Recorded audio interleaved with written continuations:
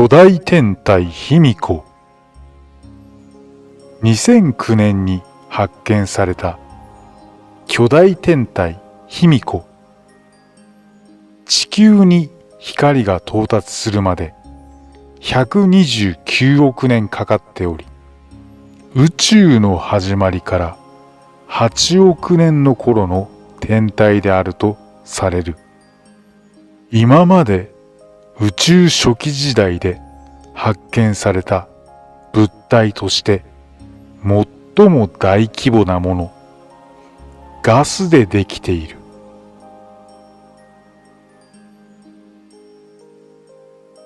地球より大きく、地表の半分以上が水に覆われている巨大地球型惑星を発見。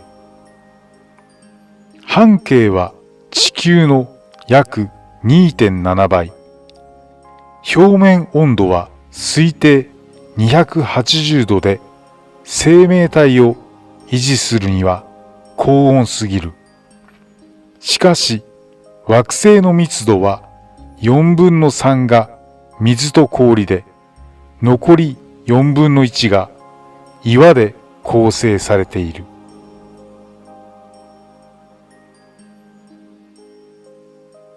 火星移住計画。火星は大気の半分を二酸化炭素が占めるので、飛行士らの生活に欠かせない酸素は火星地下の水分から製造する。気温はマイナス55度で、超過酷な砂漠環境で缶詰だけを食べて暮らすことになる。火星移住計画。試算したプロジェクト予算は60億ドル、約4700億円。成功の確率は 50% で博打のようなものである。テレビを通じて60億ドルもの資金を集めるのも困難とされています。火星移住計画。2年後の2023年の人類火星移住を目指して宇宙飛行士たちを募集してあれから8年が経過した。火星の重力圏から再脱出できるほどの推進力を持った打ち上げ装置を作れないため、一度行ったらもう地球には帰れない片道切符なのである。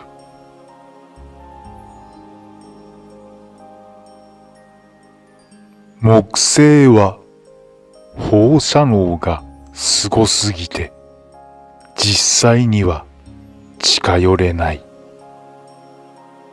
多くの資源が眠っていると言われる木星は、将来的に資源発掘計画が現実化すると言われたりしているが、実際は木星の放射能がすごすぎて宇宙船ですら着陸できないのである。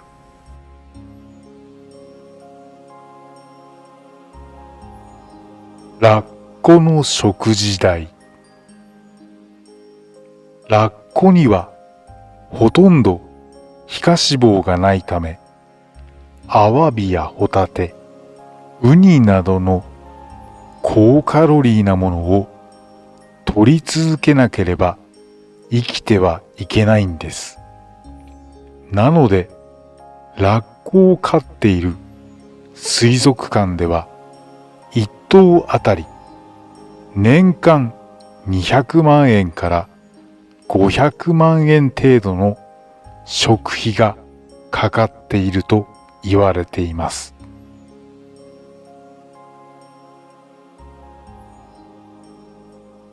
マグロは釣られた後、大暴れしたことによってできた熱が肉を焼いてしまうことがある。これを漁師の間では見分けと言い、味が悪くなり、買取価格も何千万円からただ同然の価格になってしまいます。ですので、今は釣ったら電気ショックで失神させてしまいます。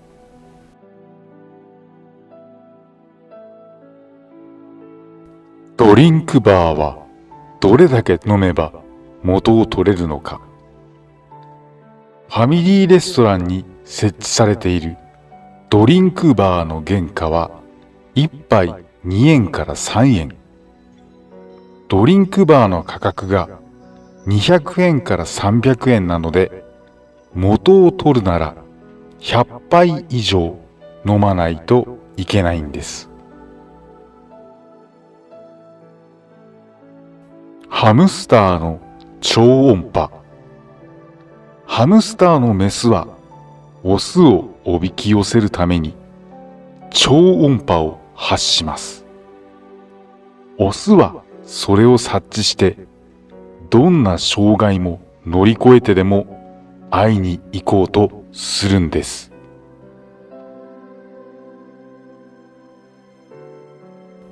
駄菓子、おやつの定番といえば、うまい棒。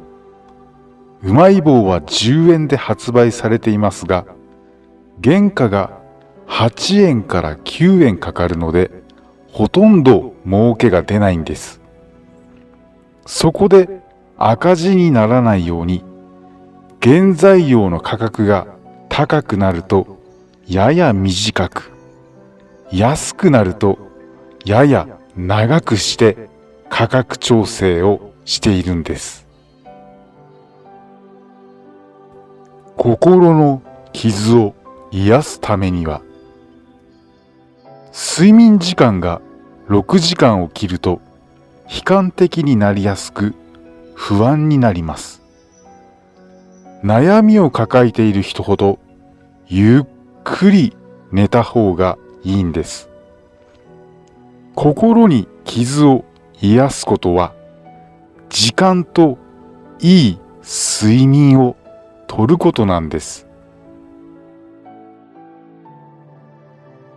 虫の体液は着色料になる。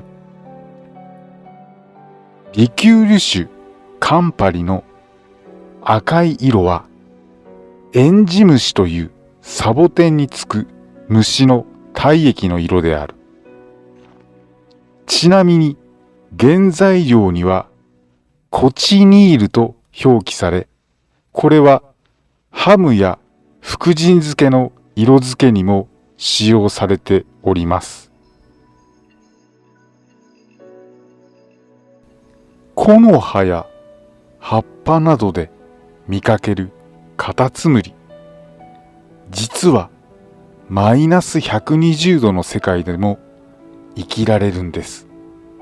ただしカタツムリの食料もなくなるので、カタツムリもいなくなります。カタツムリには小さい葉が1万本以上もあり、コンクリートやブロック塀などからカルシウムを吸収いたします。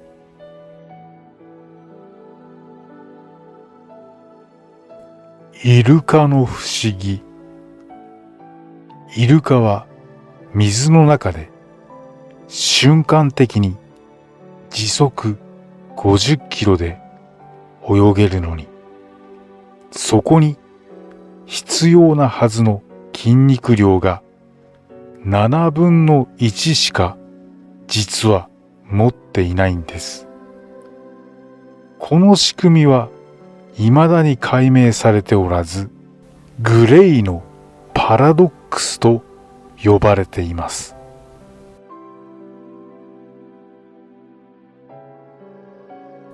川魚の鯉の歯。外から見ただけではわからないが、鯉は喉の奥に歯を持っています。それはかなり強力なもので、シジミやタニシを丸ごと噛み砕いて、貝殻だけをペッとエラブタから吐き出すことができるんです。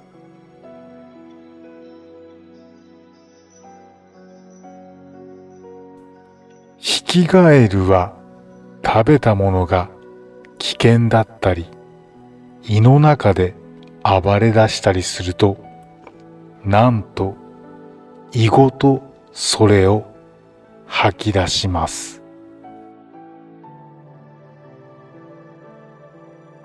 ドクタースランプあられちゃんやドラゴンボールなどで知られる鳥山明は1974年デザイン会社に就職してチラシなどを作っていましたが、結局サラリーマン生活に嫌気がさして2年半ほどで退職いたします。辞めた一番の理由は、朝早く起きるのが辛いというものだったんです。飛行機の客室乗務員。男女平等という観点からフライトアテンダントという言葉に置き換えられました。スチュワーデスと言われておりましたが、もともとこの言葉の語源は豚小屋の番人というかなり差別的なものなんです。土壌はきれいじゃない水を好みます。きれいな水にしか住めない鮎のような魚と違い、土壌はきれいな水では長生きをすることができないんです。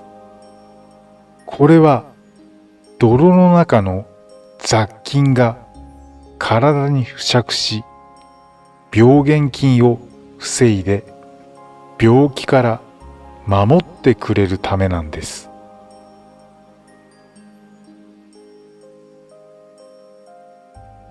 誰もが思った時につぶやくことができるおなじみのツイッタ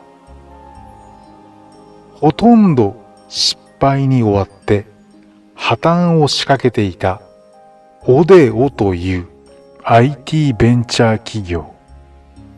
社員をクビにしまくった後、残った人たちで考えたプロジェクトがツイッターなんです。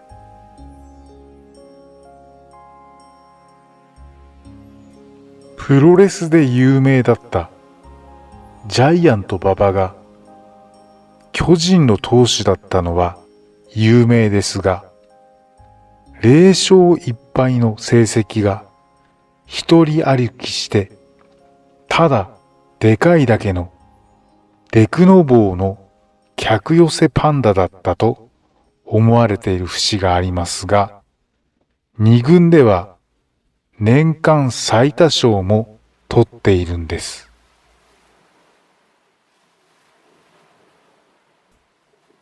生死は栄養豊富という豆知識は下品な雑学として知られておりますが、実際に精子が卵子に突入し、受精が行われた際、遺伝情報を放出した後の精子は卵子の栄養源として食べられることが明らかにされております。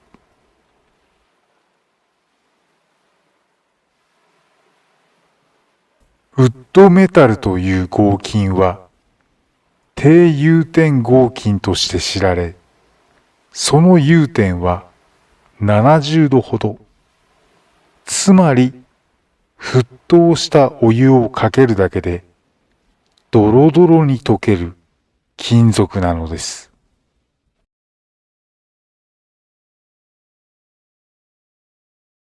牛を一頭育てるだけで、プール何百杯分ものお水が必要になります。昆虫を育てるのには、ほとんどお水が必要ありません。これは仮想水と呼ばれ、仮想水論争に発展しました。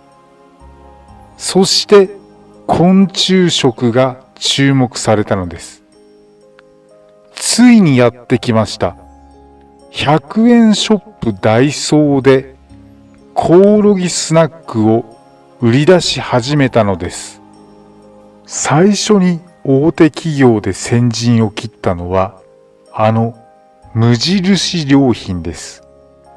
無印良品はコオロギせんべいをいち早く販売いたしました。これからどんどんコオロギスナックは普及してまいります。ホームセンター、ジョイフルホンダなどでも見かけます。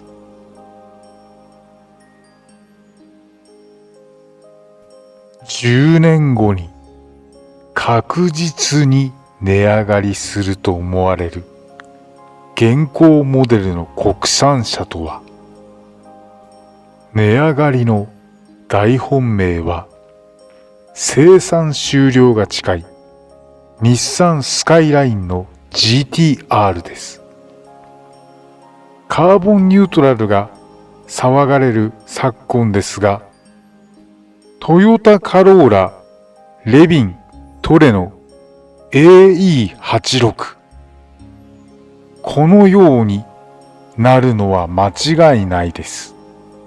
FR のガソリン車のスポーツカーとして AE86 と同様、これからも長い間人々を魅了すると思われます。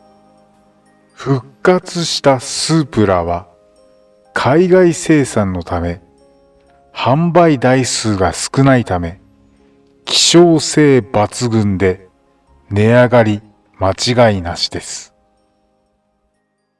値上がり間違いなしの車3代目は軽自動車のダイハツのコペンです。電動開閉式のメタルトップを採用し、気軽にオープンカーとして楽しめますし、スポーツカーとして十分に楽しめます。ダイハツコペンも息の長い車として値上がりすることは間違いないです。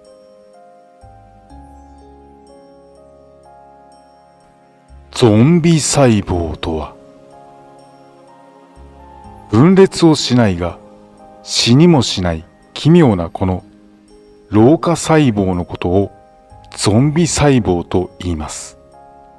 まるで死体が蘇るように炎症を起こす物質を出して周囲の細胞の老化を加速させて仲間を増やし、組織や臓器の機能を低下させるゾンビのような細胞というわけなんです。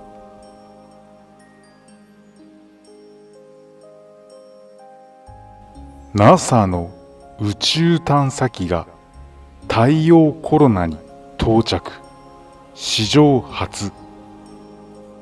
NASA は12月14日、無人探査機パーカーソーラープローブが太陽に初めて到達したと発表した。大気の外縁にある超高温のガス層コロナを通過。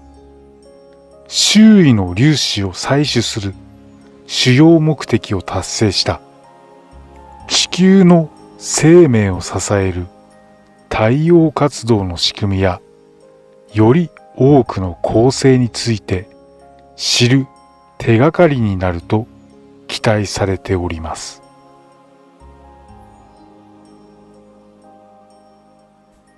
原子より小さい物質はあるのか。物質という言葉の定義にもよりますが、我々が直接検知できるレベルのものを物質として、身の回りのものはほとんどが原子レベルです。ものがここにあると認識できるものは原子レベルです。原子以下の物質はほとんど点で大きさがないとされているものもあります。ただ、紐理論などで大きさを与えられるものもあります。原子より小さいものとしては、原子の構成物質、陽子、電子、中性子があります。また、ニュートリノもあります。この中で電子とニュートリノは素粒子でそれ以上の構造はないと言われています。これらのものは単独で存在することができます。電子はありとあらゆる化学反応、電磁気や色、分子を作ったりの元となっています。つまり我々が世界、目に見えたり、触れたりすると思っているのは、ほとんど電子の働きです。電子がなければ、この世は幻、幻想となってしまいます。陽子は水素原子、中性子は原子力などでよく出てきます。陽子、中性子はクォークと呼ばれるものでできているとされています。ただ、これらは単独では出てきません。陽子と中性子を作っているのはアップクォークとダウンクォークとそれらの反物質の4つで、それら3個のクォークからできています。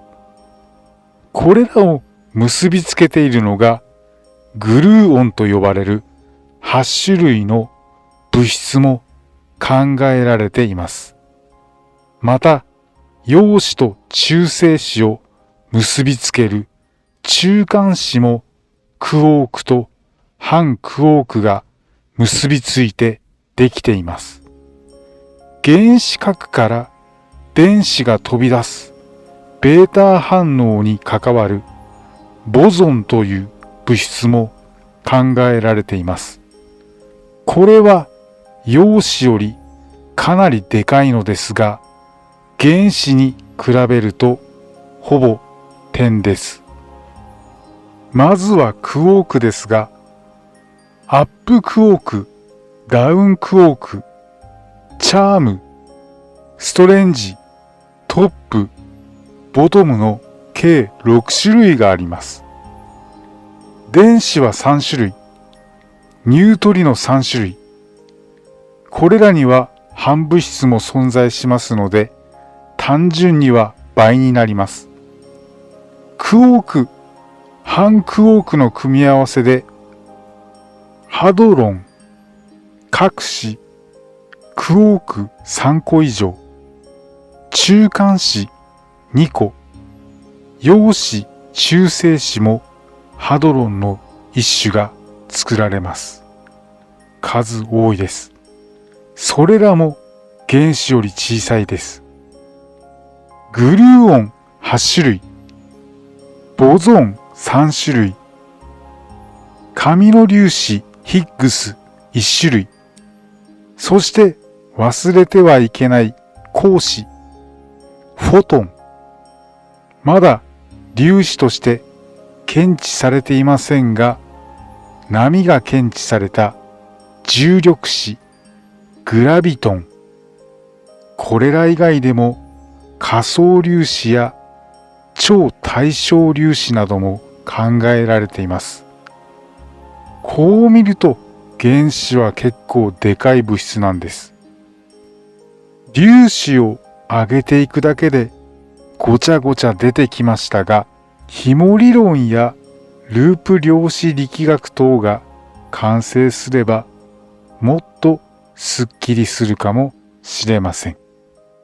粒子としての認識はなくなるかもしれませんが、超紐理論、超弦理論とも言いますが、これは仮説ですが、この世の中は11次元まであると言われています。この世のすべては素粒子の中の紐の振動から成り立ち、11次元まで存在すると言われております。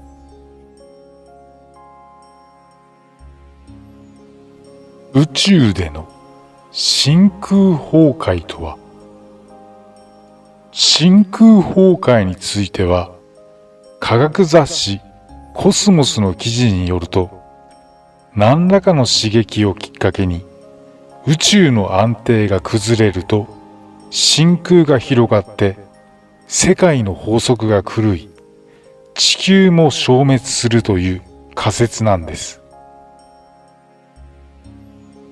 宇宙の圧倒的な虚無感。宇宙の虚無感と孤独に注目した人は多いんです。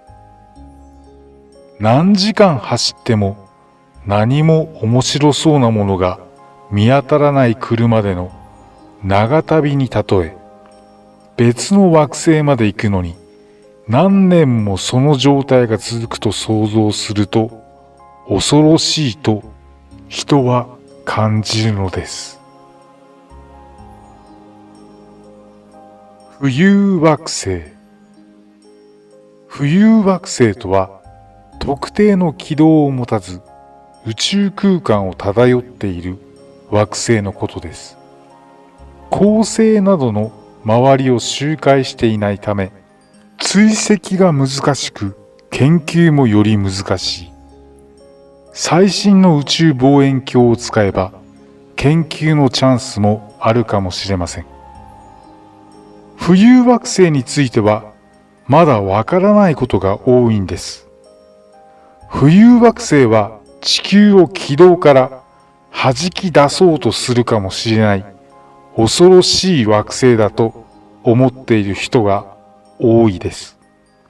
浮遊惑星も別の天体によって軌道から弾き出された可能性が高く、今度は浮遊惑星の方が地球を同じように弾き出すかもしれないと示唆している人たちがいます。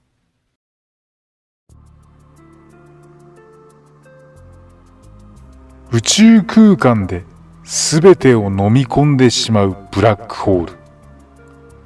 ブラックホールは皆さん知っておりますが、ホワイトホールがあるのをご存知でしょうか。ホワイトホールはブラックホール界を時間反転させたアインシュタイン方程式の解として一般相対性理論で理論上議論される天体である。ブラックホールは事象の地平線を越えて飛び込む物質を再び外部へ逃さずに全てを飲み込む領域であるが、ホワイトホールは事象の地平線から物質を放出いたします。広い宇宙にはワームホールというものも存在いたします。ワームホールとは時空構造の位相幾何学として考えうる構造の一つで、時空のある一点から別の離れた一点へと直結する空間領域でトンネルのような抜け道である。ワームホールに関する NASA の公式発表とは、人工衛星による観測で太陽の磁場と地球の磁場をつなぐ X ポイントと呼ばれる場所を発見したとのことです。ここを通過する高エネルギー粒子によって磁気嵐やオーロラが発生しているのではないかというのです。そして X ポイントはワームホールの一種であると言われています。物質が空間を瞬時に移動できる可能性が高いとのことで、現在も研究が進められています。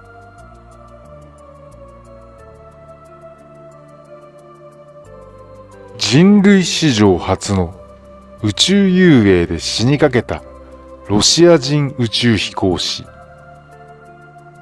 1965年3月、アレクセイ・レオーノフは人類として初めてソビエト連邦の有人宇宙船ボスホート2号から飛び出し、宇宙遊泳を試みた。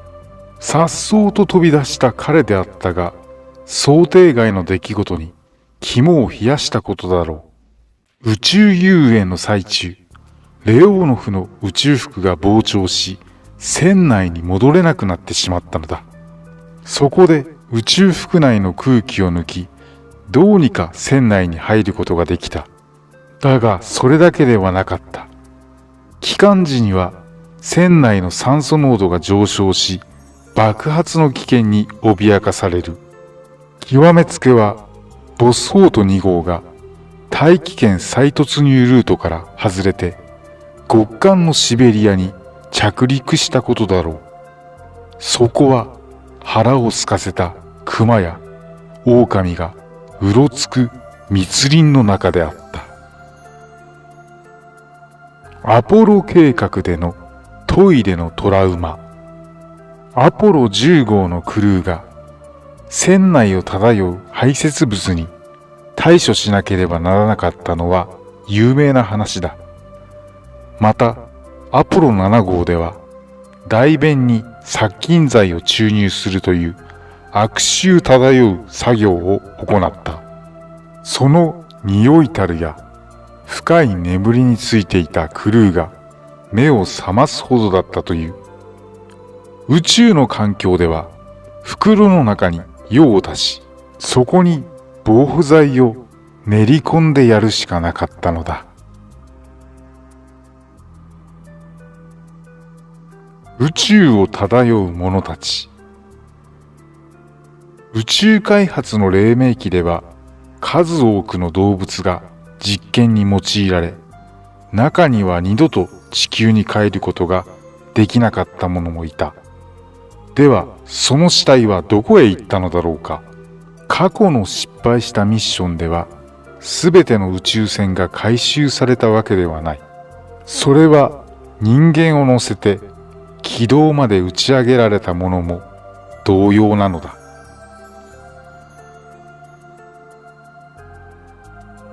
巨大なブラックホールが暴れまくる。宇宙には太陽より100万倍も重たい超巨大ブラックホールが時速480万キロという速度で暴れまくっていると言われています。B31715 プラス425というブラックホールなら、現在地球から20億光年のあたりにあります。専門家によると、ブラックホールは他の銀河に衝突した際、それを引き裂いてしまうことになるという。これらは裸のブラックホールやならず者ブラックホールと呼ばれており、他にいくつも存在するかもしれません。窒息死の恐怖。1971年7月、ソユーズ11号のクルー3人が大気圏再突入の準備中に船内から空気が失われたことで帰らぬ人となった。それは一体どのような状態なのか。こうした減圧の恐怖から生還した人物がその体験を伝えている。彼はジョンソン宇宙センターの真空室で働いていた技師である。作業中誤って宇宙服の空気を抜いてしまい、数秒で彼は意識を失った。気を失う直前の最後の記憶は、下の水分が沸騰し始めるという感覚だったという。その人体への影響は、極低圧力下にいた時間によって様々だ。長すぎれば肺が拡張し、息を止めれば破裂する。血管が閉塞される。場合によっては酸欠で失神し、苦しむことはないかもしれない。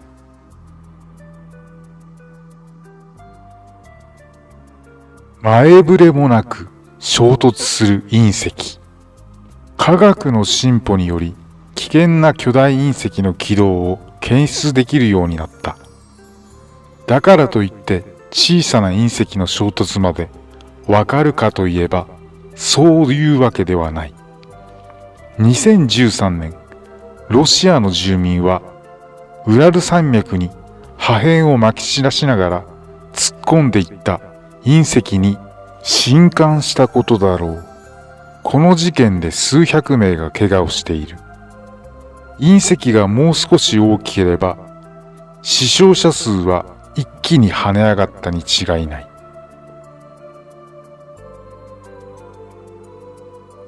宇宙服内で溺死。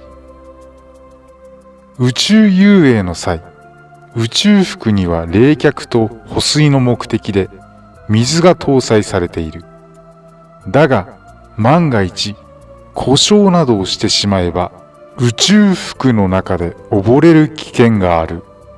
これが現実になったのが、イタリア人宇宙飛行士のルカ・パルミターノである。彼は作業中に突然、水が首の後ろまで膨張しているのを感じた。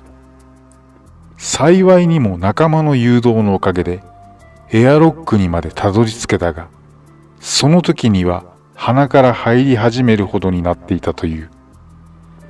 焦った彼は、耳付近にある安全バルブを開放しようとまで考えたそうだ。これをやっていれば死んでいただろう。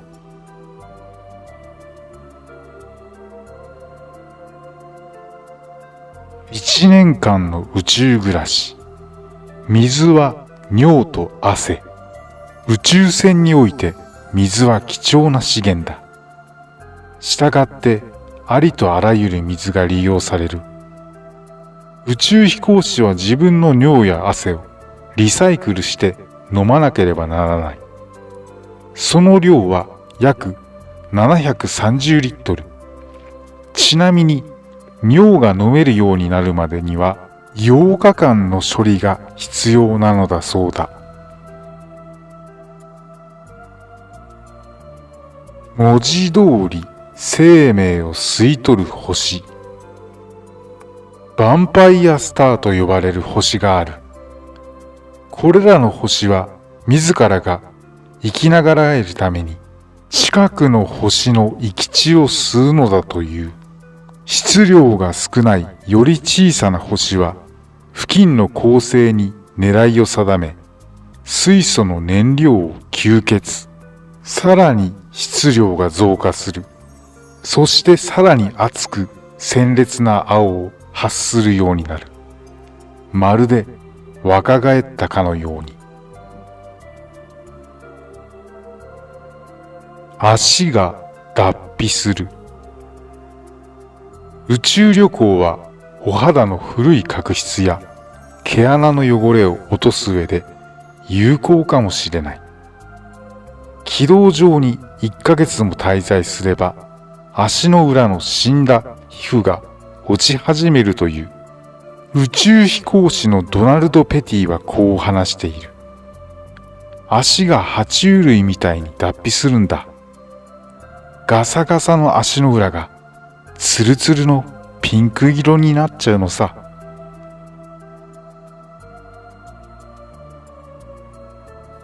視力へのダメージ。宇宙で大変なことになってしまうまた別の部位が目だ。宇宙の圧力レベルのせいで脳周囲の体液の量が増加する。それが視神経を変形させ、眼球を膨張させるのだ。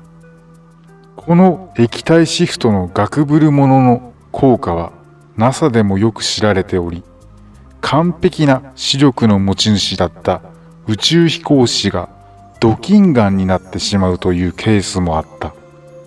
視力に自信がある方は地球への帰還前に眼科へ行っておこ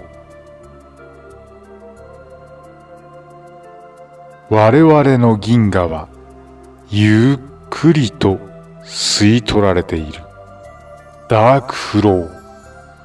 ジョージ・ルーカスの脚本に登場しそうな響きを持つが、ゆっくりと消滅しつつある我々の銀河の背景に隠された謎を示す科学用語である。観測可能な宇宙の外、つまり未だそこからの光が我々のところに届いていない領域には強力な真空があるらしい。それが銀河から物質を吸い取っているのだ。最近 NASA の科学者は恐ろしい速度で空を横切る銀河クラスターを発見した。彼らは観測可能な宇宙の向こうに強力に引っ張る力がなければ、そのような速度で移動するはずがないと推測した。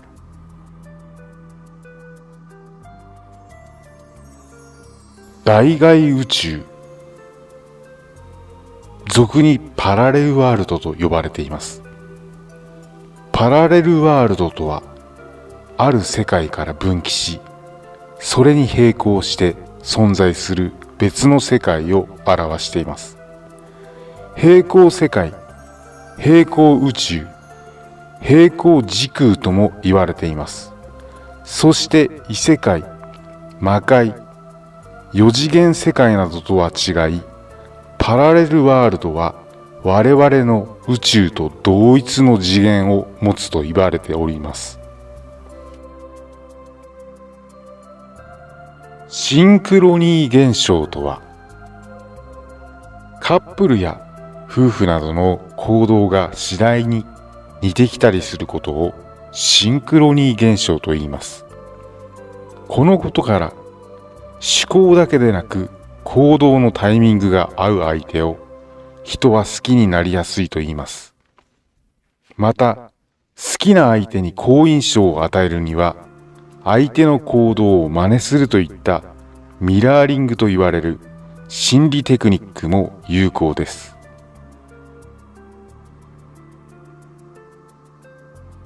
今も100万人が居住する中国の地下核シェルターの実像とは、1960年代後半から70年代、冷戦下の中国では、万一核兵器が使用された場合に備えて、核爆弾の爆発に耐えられるシェルター付きアパートが都市部の地下に建設されました。これは当時の毛沢東主席の指示でした。こうしたシェルター付きアパートは今では違う目的で使われています。中国が広く世界に門戸を開いた80年代初め、地下に作ったシェルターは役割を終え、中国国防部はシェルターを民間に貸し出すことにした。北京だけでも約1万の地下シェルターがあり、今では100万を超す人たちが夜になると北京の慌ただしい通りから地下の世界へと消えていく。大半が移民の労働者か地方から出てきた学生たちだ。地上の世界にいるとその暮らしぶりを知ることはほとんどない。実際地下シェルターでの生活は厳しい。戦時や放射性物質の降下に備えて数ヶ月暮らせるよう作られただけあり、電気、配管、下水設備はあるが、適切な換気装置がない。空気はよどみ、カビ臭い。共同で使う台所やトイレは狭苦しく不衛生だ。現地の法律では最低限の居住スペースを1人当たり4平方メートルと定めているが、無視されていることが多いんです。4歳の子供、祖母、父、弟と暮らす部屋はベッド1台が入るだけの狭さ。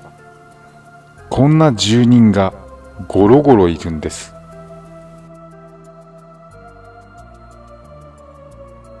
宇宙は時間、空間のすべて、およびその中に存在するすべてのこと、ものの総称です。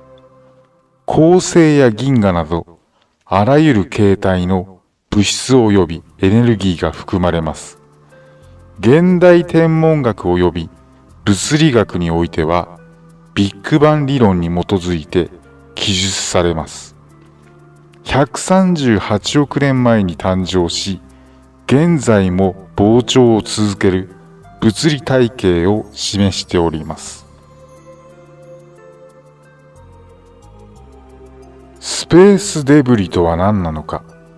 地球の周りを回っているゴミをスペースデブリと言います。スペースデブリとは人工衛星やロケットなどを打ち上げた際に切り離された部品や壊れた破片のことであり、地球の衛星軌道上を回っている。これだけだとあまり害はないように思えますが、その速度は秒速7キロから8キロにも及び、弾丸よりも速いのである。そのため、小さなスペースデブリであっても破壊力はとても大きく、10センチ以上のスペースデブリが衝突すると宇宙船でも破壊されてしまうんです。そのため10センチ以上のスペースデブリに関しては NASA が監視していますが、その数はなんと2万個以上。さらに1センチ以上のものは数十万個あり、それ以下の大きさのものは数千万個にも及んでいます。しかもその数は増えているという状況です。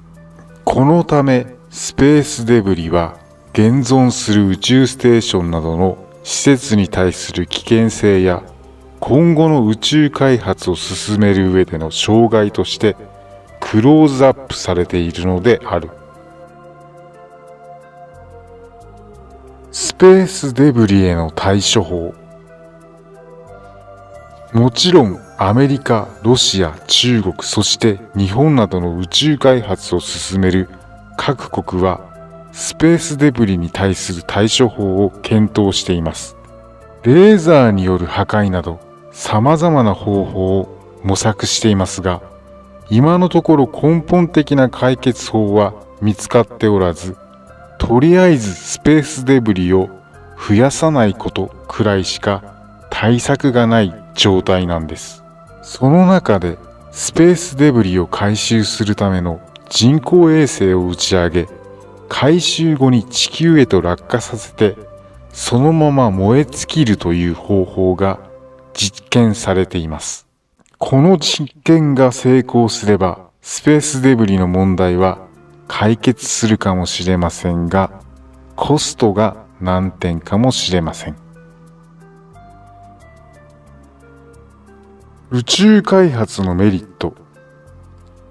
宇宙開発は科学的技術や知識の向上が期待できます。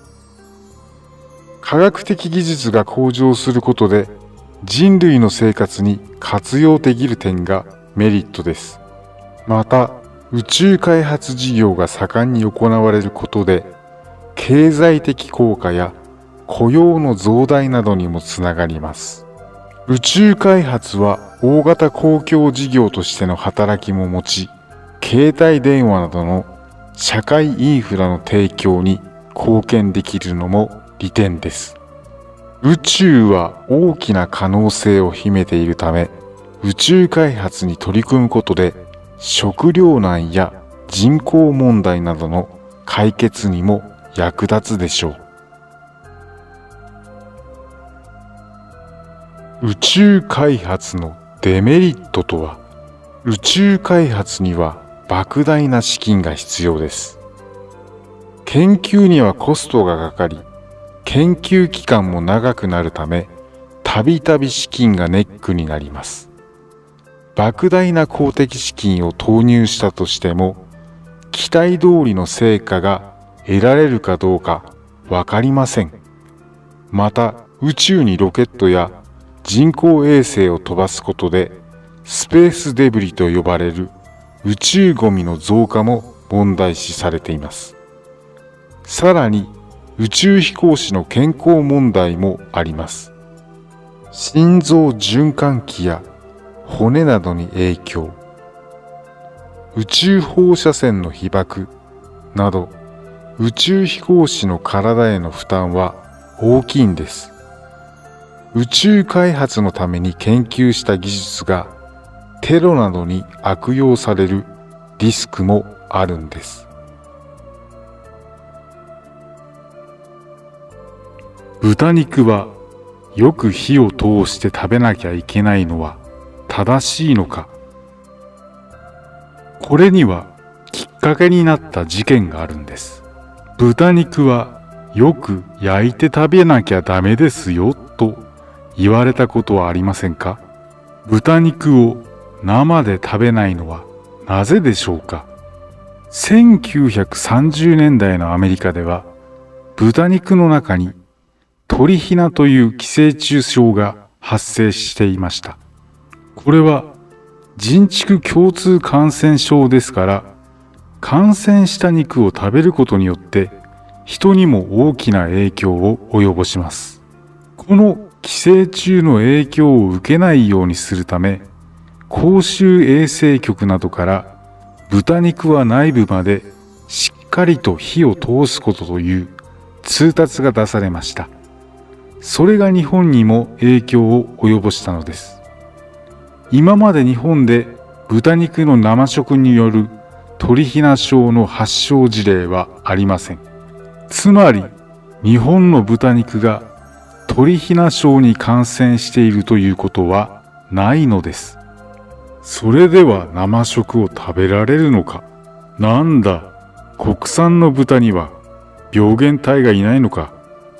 じゃあ今日から生でもいけるかなと思ってしまいます。それはどうでしょうか。どんなに清潔な環境で育てた豚であっても、屠畜したり流通している間に細菌に感染する可能性はあります。また、調理に使うまな板も雑菌がゼロであることはありません。ですから生で食べるのは当然リスクが伴うのです。ただ多くの人が今までやってきた豚肉を食べるときは中までしっかり火を通してからというのは科学的な根拠には欠けることになります。では、トリヒナ症は私たちとはすでに無縁なのでしょうか？そんなことはありません。豚肉で考えても今まで述べてきたように安全なのは国内に流通しているものに限定して考えるべきです。まだまだ他の国ではトリヒナ症の問題を抱えています。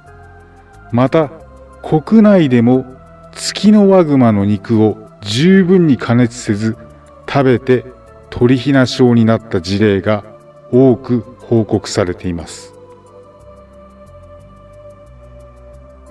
なぜ薬は冷蔵庫にしまっておくのが良いのか。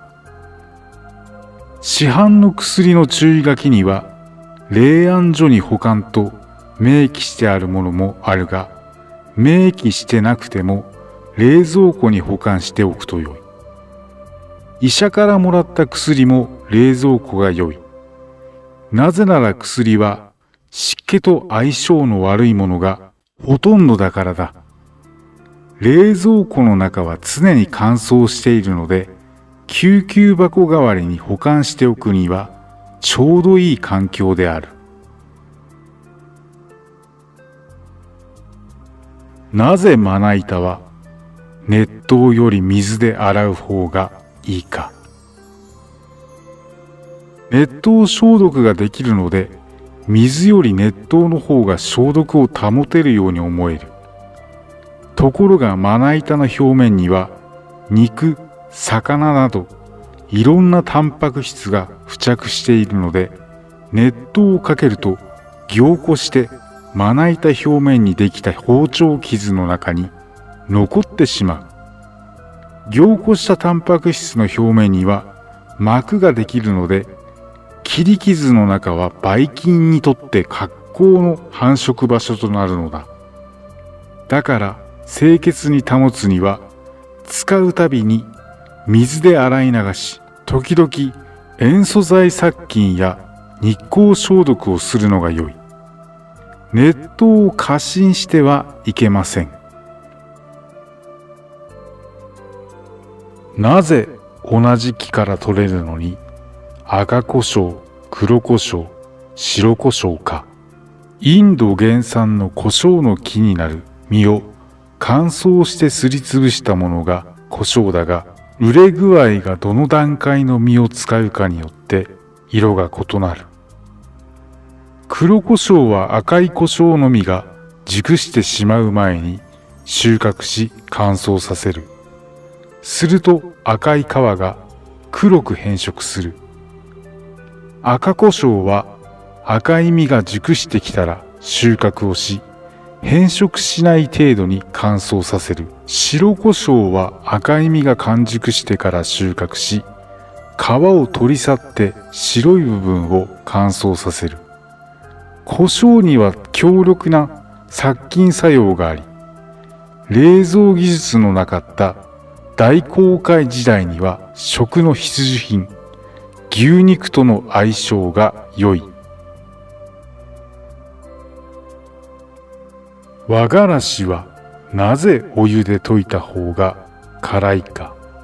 和がらしはからし菜の種を粉末にしたものだが、その辛みのもとはアリルカラシ油という刺激物質。アリルカラシ油は普段はブドウ糖と結びついていて辛くもなんともないが、水分があると酵素の働きで分解し辛くなる。酵素がよく作用するのは40度なので、お湯の方が早く辛くなる。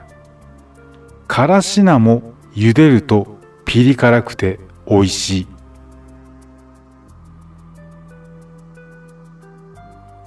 地球の周りを回っている静止衛星はなぜ静止しているか。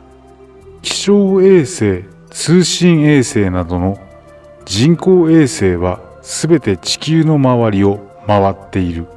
一定の速度で回っているから地球の重力に惹かれているにもかかわらず落ちてこない。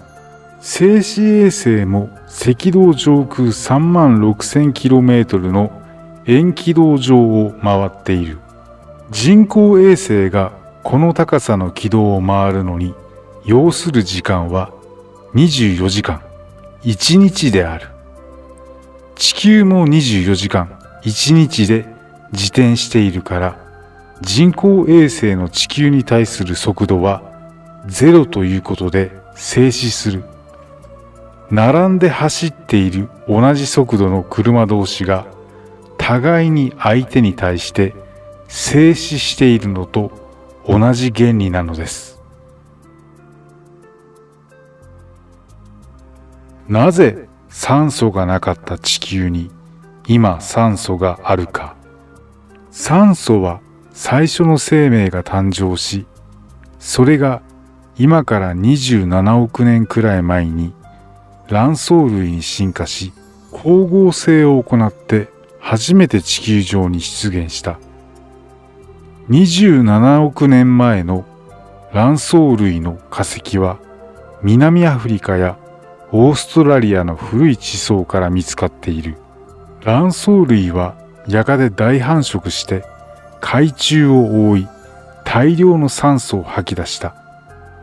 やがて海中の酸素が余り、大気中に放出され、大気中の酸素濃度が濃くなると、太陽からの紫外線をカットするので、植物が陸上で生息できる環境となった。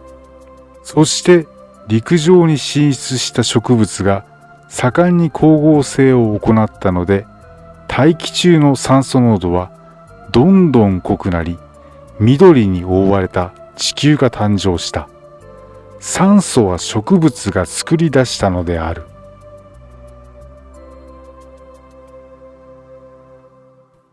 宇宙に行くと身長が伸びる。人間の背骨は頸椎7本、胸椎12本、腰椎5本の合計24本の骨が軟骨をクッションにしてつながっている。身長は通常直立した状態で測定するが、地上で直立しているときは常に頭から足の方向に重力が働いている。そのため直立時はそれぞれの継ぎ目が圧縮された状態になっている。